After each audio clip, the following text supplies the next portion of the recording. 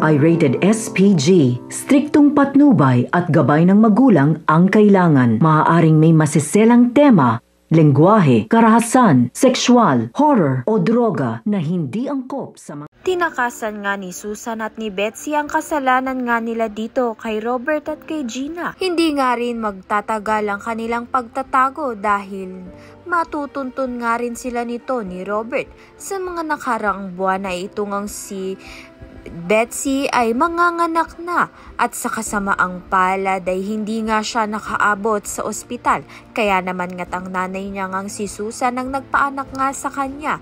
Buong akala nga ni Susan na kapag nanganak na nga itong si Betsy ay maabswelto na nga sila nito ni Robert. Subalit desidido na nga itong si Robert na pagkaanak nga nito ni Betsy ay kukuhanin nga niya ang kanilang anak at mag-isa niya nga itong palalakihin dahil kinikailangan makulong itong si Susan at si Betsy sa laking ng kasalanan nila sa pamilya nito ni Robert. Kaya naman nga't patong-patong na kaso ang haharapin nga nito ni Susan at ni Betsy sa kulungan at wala na nga silang mapupuntahan pa dahil wala na nga rin silang pera pang piyansa sa kanilang sarili.